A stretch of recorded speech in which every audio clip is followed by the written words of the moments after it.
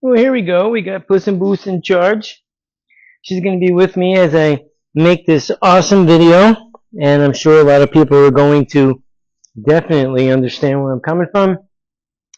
And it's a different video from my usual, and there's a big reason why I am doing this kind of video, because of what happened to me today by this particular company, and it's called Schumacher of Delray. I don't know if you can see that. I'm going to get a little closer. Maybe you can, maybe you can't, but that's me when I purchased my first Hellcat. It's a 2016, and that picture was taken by them. They gave me a copy of it. They have a copy, and that was in the front of their showroom facility. And that wasn't the very first car I ever bought from Schumacher. I've bought three prior, a 2010, 2012. Yeah, that would be it. That would be the third one. And then I bought another one from them, a 2019 wide body Hellcat, plumb crazy. That one too is plumb crazy. And then I ended up going elsewhere, but I bought four high-end expensive cars from them. And anybody that knows anything about Dodge Challengers and Hellcats and so forth, with the bigger motors in it, you know they're not cheap. Yep, they're not cheap. So today, I went to drop off my TRX, which I did not purchase from them. Most dealerships around here in the state of Florida were all about selling stuff like that, the TRX, for $10,000 over sticker, $15,000 over sticker, somewhere in that ballpark. And it wasn't like I needed to have that truck, because I also have a Dodge Challenger right here. This is the Super Stock. It's a 22. And that one I did not buy from them either. And I'm glad I didn't, because of the way I was treated today, and prior a couple of times, not as horrible as today, but their response, their conduct, their whole way of doing things shouldn't be done the way they've done it. And we made an appointment for my truck to be dropped off for the second time of a recall to be fixed. And the first one had to do with the multi-function switch, and the second recall was the ABS brakes, the setups. It had to be reprogrammed, something to that particular thing. But nevertheless, the multi-function switch is your blinker, your turn signal, whatever you want to call it. And there could be other functions on that depending on the manufacturer or whatever it is that you have in that vehicle. In my case, I have a level 2 TRX, which it came with the rain sensitivity windshield wipers. That means when it starts to rain, they automatically go on. So they were to change that whole assembly, and you got to pull the steering wheel out and take part of the center console, not center console, the cover around the steering column. A couple of those pieces got to come out. It's a couple of hour job, and I trust the fellow who did the work.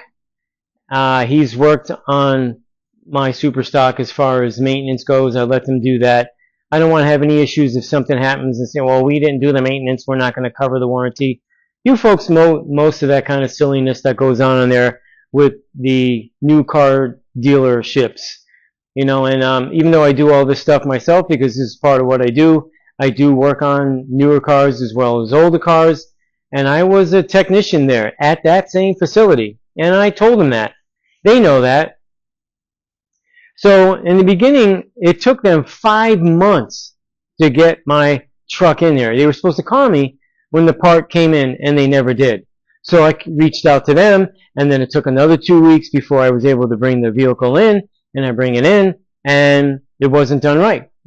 They didn't test it afterwards, because I had to bring it back to them and said it doesn't work. They put a bad switch in, the wrong switch, whatever, and they tried to argue with me and tell me that my truck didn't come with that rain sensitivity, but I proved to them, I sent them a picture of the build sheet and pointed out that exact feature. So today, I drop it off. I had a 9:30 appointment, and I was there 25 minutes after 9. It's nothing less than a 30-minute trip. This trip took 35 minutes. A little bit of traffic. And sometimes it could take you 45 minutes, and sometimes it could take you longer, an hour or so, depending on the traffic. So I got there 5 minutes early, and they were busy there, and I deal with my service writer. I'm not going to give her a name. It is a female. Not that I'm pointing out the fact that she's a female, but it is, my service writer is a female. And fine and dandy, she's a nice person. And I'm not saying that she's always been true, honest. Maybe whatever they're telling her could be a lie from the start and she's just repeating a lie. I don't know. I'm not there. But I was there on time. And within a half hour, nothing was happening. She told me she was busy. She's going to get to me, and fine. In the meantime, the clock is ticking. So just before 10 o'clock, I went to her, and I told her that I have a client showing up at 10:30. I need to get back. And they were to have a rent-a-car for me at no charge to me. But, well, they had a rent-a-car. They didn't have it. Enterprise had it. And that's where the nightmare started. And it wasn't with Enterprise. It was with the Dodge dealership. And note that that Friday prior to today, they were to have it set up as to where I was going to have the rent-a-car available to me so that no expense to me to drive back and then when the truck was ready, pick it up. So they set up for a Uber driver. And the lady who set that up, it's a different woman. I'm not going to give her name either. And I stressed to her that I got to be back by 10:30. And then they're telling me that it's going to take a half hour to 45 minutes for Enterprise to do their thing to get me in a car. And I told them I didn't have that. I need to get moving on this now. And they suggested, well, you can always bring your truck back another time. I said, I'm not doing that. You set up this appointment based on your schedule, and I followed it. Plain and simple. What do you want me to do? This is ridiculous. This is not acceptable. But I dealt with it. And at that time, when the Uber driver showed up, also Enterprise driver showed up. And I ended up going with Enterprise driver because there was another customer waiting to be taken there to get a vehicle as well. So at this point of the game, I get there, I wait my turn, a few minutes, 5, 10 minutes, something of that nature, and it's my turn.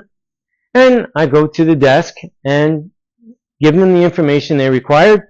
They look up in their system, and they have no record of me going to be there to pick up a vehicle. They did not send over the information that Enterprise requires to have in order to put me in the vehicle that they were paying for. So he sent a text message to them and asked for, the information that was needed, the acceptance, whatever. I don't know what the terminology they used that they use back and forth at the dealerships, but nevertheless, he asked for it, didn't get it. So now the clock is still ticking, and the clock is still ticking, and he's checking again, nothing's coming through. I call, no one picks up the phone. I call the girl's number, my service writer. She doesn't pick up the phone. I then later send a text message, no reply back. I then call another number that has to do with the dealership. Nobody answers. They put you on hold automatically. And then finally, when I get to speak with the first operator, she then tries to help me because at this point, 35 minutes have now gone by. Sitting there waiting, besides the first half hour at the dealership waiting to get taken care of. And I tell her I need to speak with the service manager. I'm already now getting worked up on this whole deal. And I'm sure a lot of you folks have dealt with this similar situation, but it's going to get worse. This isn't over yet. So, in the meantime, she tries to reach out. No one wants to answer the phone. And she then sends a message, an email. having them, do something. Send whatever the place is looking for, Enterprise, or call me, something. Nothing. More time goes by. 45 minutes goes by. An hour goes by. Nothing. Checking with the guy inside. Nothing.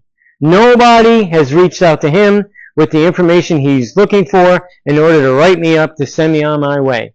Now, in the meantime, knowing that an hour's gone by, an hour and 10 minutes gone by, and I'm still trying to reach somebody, in the meantime calling, no one. So I figured, well, I'm being annoyed by this because well over an hour has gone by just at the Enterprise. Just there. Not counting the half hour at the other place. So I decide I'm going to ring that cell phone of that service writer. And obviously it goes to the voicemail. I hang it up and I ring it again. And I do that several times. I figured, well, if I'm going to be upset and annoyed about this whole arrangement that they put me in, and personally thinking that they did it on purpose, I don't know why, but I feel that way. It's my right to think what I want. I'm speaking the truth, plain and simple, and that's just the way I've been. I'm telling you the truth. And I kept ringing it back. It'd go into voicemail. I wouldn't leave a message. I only left a message once and told her this is unacceptable. The behavior of this whole thing is just out of whack. And if I'm not right about it, then let's flip the script and let you guys, everybody involved, because there'd be 3 people involved, let's flip the script on you guys and see if you like dealing with what I had to deal with. It's getting worse. An hour and a half goes by. Still nothing. From nobody. So finally, I get to speak to the first lady operator, because I gotten to speak to 2 different ones, but the first one picks up the phone. We're into an hour and 45 minutes now. Okay, we're working on the 2-hour mark. Yeah, baby. 2 hours. And I explained to her, oh yeah, I remember you. And I'm sorry, but no one's getting back. No one's doing nothing. I said, no one's doing nothing. They're still waiting for the information. I'm still waiting to get out of here. And I'm here almost 2 hours. Waiting almost 2 hours. Not mentioning the fact that I was already at the dealership for an hour. I mean, a half hour. Excuse me. So, in the meantime, I noticed that they have this big Wagoneer here that's behind me now. I've seen these in the dealership. I've always been interested to see how they ride, how they run. And because I drive a big truck, I wanted them to put me in this. Normally they wouldn't, but they did this time. It's only $10 extra per day for them to put somebody in this. They valid $50, but this was $60 because of, I guess, the size of it and being upper class something. I don't know how the guy labeled it, but I had to tell the lady on the phone, the nice lady, I will tell you her name. Her name was Debbie, the operator. She got things moving for me, considering the fact that it's just about 2 hours. And it ends up being 2 hours by the time I was done there. 2 hours for this silliness, this circus show that took place, and all the circus performers, all those clowns running around, coming out of the Volkswagen Beetle, the 20 of them. I don't know, it was a show and a half. To be there 2 hours, not counting the half hour of time. And I told the operator I was going to post this on social media and every aspect that I possibly can just to express the thoughts of this. Because prior to this whole day, the same concept of them not calling you back, you leave a message, and they tell you they were busy, and then, really that busy the entire 8-hour day, you couldn't take 2 minutes, 3 minutes to call back and say, I'm sorry, I'm just getting your message, I'm just getting back to you, been really busy, and you get the story, well, it's the end of the month, we got more paperwork to do, blah, blah, blah, blah, blah. But hey, I thought I was more of a valued customer considering the fact that just from that dealership alone, spending an awful lot of money on 3 vehicles alone from them, high-end ones. You think you'd be treated just a little bit better, but I was treated horribly. And I'm making sure this goes out there to the public, because I'm sure there are people out there that have been treated like this, is to where they don't return the call, they don't do what they tell you they're going to do, and then they give you a song and a dance and a fiddle to go with it. And at the end of the day, I know all about that song, because I've worked there, and I told them that. I even gained some insight of some of the stuff that take place, because when I worked there, the factories, mechanics work by rate. They don't get paid by the hour. They get paid rate for the amount of time that they say that the project should take to fix. Well, once upon a time, it was a fair rate of time. They took that and they cut it in half. And thinking that, well, we'll get the mechanics to move faster. But at the end of the day, mechanics weren't making their time. Their time is 40 hours. I was putting 45 hours in a week, and I couldn't even make the 40 hours in 45 hours. So at the end of the week, I'd have a pitiful check. I'd make more working at any fast food place than I was being a mechanic, where you got to supply your own tools, by the way. Okay? It was a joke. So I saw the writing on the wall. I didn't give them my career and that much time. I'm not that stupid, and I ain't going to work 50, 60 hours a week to try to make 40. It ain't happening. Not for them or anybody else. So today was a horrible experience, and it was even horrible trying to get that to be set up, because like I said, it's not the first time this has happened, but it's the first time it was this bad. This bad. This was horrible.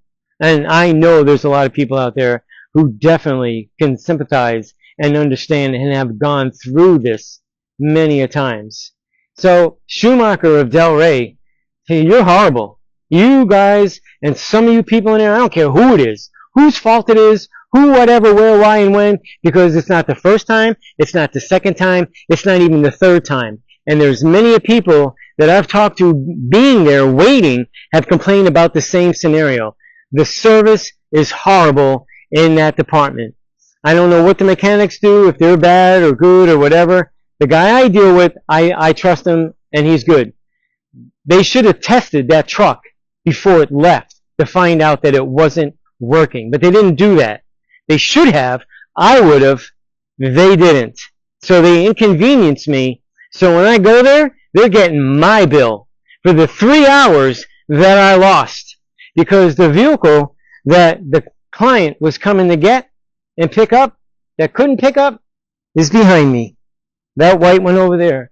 And if I know some of you folks been watching my YouTube videos, I haven't posted this one yet on what I had to do to this, but because of how late I was, he couldn't make it. So it sits there, and he's going to be here tomorrow. That's the inconvenience of doing this. And being in business, that's not a good thing, but he understood, because he's dealt with dealerships before. He knows their silliness and their circus performance firsthand. So I'm just expressing my thoughts, and they're the facts. And I don't care if they like it or not. And I'm going to tell them, look up on this video when I post it. I'm letting them know. Because I'm also going to put a little thing out on Instagram and also Facebook. And I'm also going to put it on TikTok, because it's short enough to go on TikTok. So to all you people out there, God bless you if you got to deal with companies and dealerships like Schumacher of Del Rey. And it'd be great if I heard from the owner of that company, because I tell him exactly what I've been saying all along. I might not even be so nice, because I don't think they deserve to be nice. And I've always been nice to these people. I've kept my calm. They do their thing, always still nice, but they've mistaken that niceness for weakness. And now I'm going to go public, big time. And whether a lot of people see it or not, it'll make me happy knowing that I posted this video. So all you people out there that got to deal with silliness like this, God bless you. Don't take it. Give it back to them. And matter of fact, don't even buy another vehicle from them, because it's just not worth it. And granted, I didn't buy that TRX from them, but I did buy it brand new. And they, as a Dodge dealership, are supposed to take care of it with no silliness and no circus performance like I received today. So good luck, good day, and till the next time, try to get something done and keep it cool. Thanks for watching.